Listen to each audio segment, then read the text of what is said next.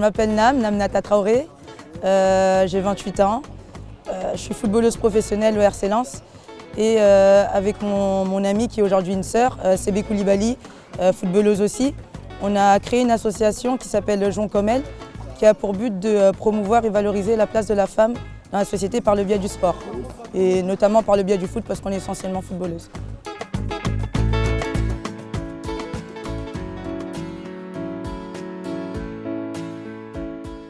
Quand on a créé cette association, on était à Tremblay.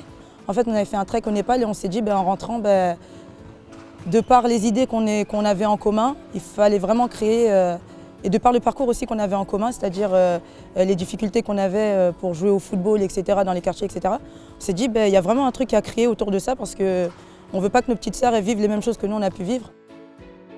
Nous, le sport, c'est un outil parce que le sport, notamment le football, il nous a éduqués, réellement. Il nous a éduqués en tant que femmes. Il nous a permis de devenir femmes aussi. Donc on s'en sert vraiment pour permettre aux filles d'être ce qu'elles veulent être.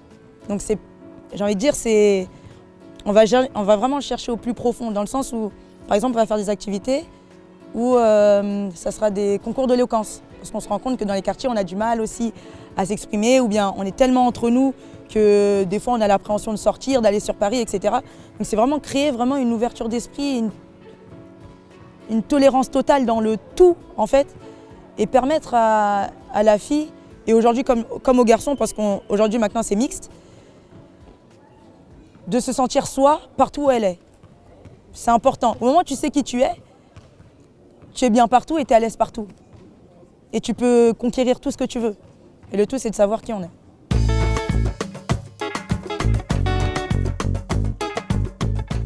On a beaucoup d'activités, c'est-à-dire on va faire des stages.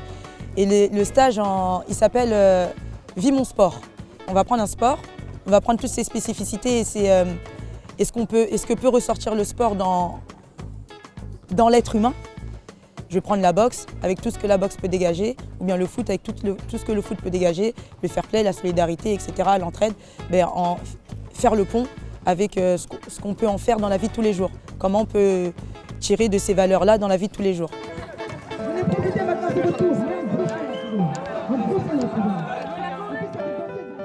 Nous, on vient des quartiers et c'est vrai que même dans notre culture, je veux dire que les parents ne sont pas prêts à ce que leur fille joue au foot. Et c'est vrai que moi, j'ai dû faire preuve de caractère parce que toi, tu as commencé le football à 5 ans. Moi, j'ai commencé à 18 ans parce que mes parents, ils ne voulaient pas forcément. Et quand j'ai eu la majorité, je me suis dit, il serait temps que je leur montre que c'est vraiment ce que je veux faire. Et après, aujourd'hui, c'est un réel soutien, tu vois. Mais c'est vrai que ça a été dur et il a fallu vraiment, je me cachais pour jouer. C'était un délire. Hein. Après, j'avais le soutien des gens du quartier qui me donnaient des cachettes quand mes parents y venaient et tout. Mais c'est vrai que c'était difficile au départ. Mais aujourd'hui, par la grâce de Dieu, j'ai envie pour dire qu'il ne faut jamais baisser les bras et toujours croire en ce qu'on veut être et croire en ses rêves. Ils sont fiers et aujourd'hui, j'ai ma petite sœur aussi qui joue au foot et elle est libre, tu vois. Donc il y a un travail mental qui a été fait et ça, je me dis, moi, c'est là où on a gagné, tu vois. On tombe sur des filles aussi où les parents sont encore assez réticents, donc c'est vrai qu'on fait le pont, aller discuter avec les parents, leur montrer que c'est pas parce qu'une fille joue au foot qu'elle est différente ou quoi que ce soit, bien au contraire. On essaye un peu de changer les mentalités. Mais sinon, dans le quartier en lui-même, on est bien accueillis par les gars. Personnellement, j'ai pas eu de difficulté à jouer au foot avec les garçons dans les quartiers. C'est plus les parents qui n'étaient pas prêts, mais les garçons, eux, ils étaient prêts. Donc à un moment donné, quand l'osmose elle se crée, les parents aussi, ils se disent « Ah en fait, c'est juste leur grand frère, il n'y a pas de crainte à avoir en fait, parce que c'est des appréhensions. » Voilà.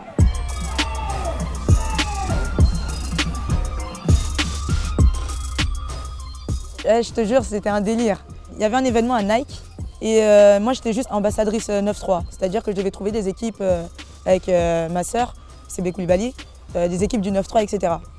Et en fait, ils cherchaient une speakerine. Moi, j'ai dit, bon délire, j'ai dit, ah, vas-y, moi, en vrai, je peux le faire. Et je pensais pas que ça allait aller jusqu'au bout. Et j'ai kiffé. J'ai kiffé parce que j'étais à l'aise, je dansais, je voyais des gestes, je criais et tout. Et au fur et à mesure, de fil en aiguille, à chaque fois qu'il y a un événement, les gens, ils ont kiffé aussi. Et du coup, ils m'appellent et c'est comme si Voilà, c'est comme ça. Mais à la base, c'est un délire. Les tournois street, si tu as envie de voir des gestes, tu as envie de voir... Parce qu'en fait, on a un truc dans nos événements, c'est tu prends un geste, tu sors. C'est-à-dire, les gens, ils sont un peu... Ah, ils savent pas s'ils doivent bien défendre, ils savent pas... C'est-à-dire, tu prends ton geste, tout le monde crie, et toi, tu sors 30 secondes sur le côté. Tu vois, c'est ça qu'on a envie de voir.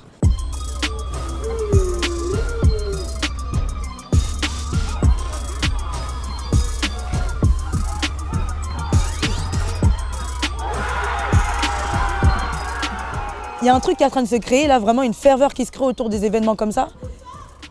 Les filles, elles répondent à l'appel parce qu'elles ont envie de jouer, etc. Déjà, on a été, de par le Covid, on n'a plus eu d'événements, etc. Donc là, je te dis, les gestes qu'on voit sur le terrain, là, c'est des gestes de ya, tu vois. Non, c'est des trucs à vivre. Et si vous avez un samedi, vous bossez pas, ou bien, je sais pas, on est à Paname, on peut prendre des verres en terrasse après. Viens là sur le terrain, là. Viens voir comment ça se passe, après tu vas boire ton verre en terrasse. Et là, tu auras passé ta meilleure journée, t'as capté?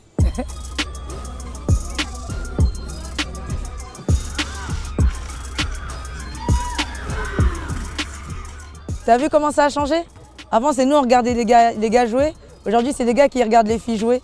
C'est les gars qui sont autour du terrain et qui crient dès qu'il y a un geste. C'est un délire, hein? Elle est en train de créer quelque chose de mauvais, Jacqueline. Parce que c'est Jacqueline qui crée ces trucs comme ça. Elle est en train de créer quelque chose de mauvais. C'est un délire.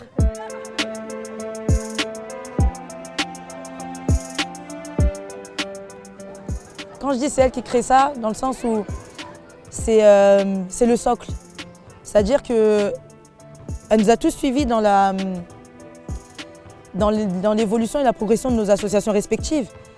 Et elle a vu qu'on avait un objectif commun. Et donc du coup, sans l'entraide, tu vas nulle part. C'est-à-dire qu'elle a rassemblé tous ces éléments. Et elle en crée un truc, c'est un truc dingue. Mais le but, c'est pas que ça reste qu'à Paname, c'est que ça se déplace. On est dessus, on était en train de discuter de ça là tout à l'heure, on est dessus. Regarde, là, je suis pas en vacances, je suis pas en Côte d'Ivoire, je suis pas à Dubaï, on est là, on bosse ici pour les filles, pour les garçons, parce qu'on en a besoin.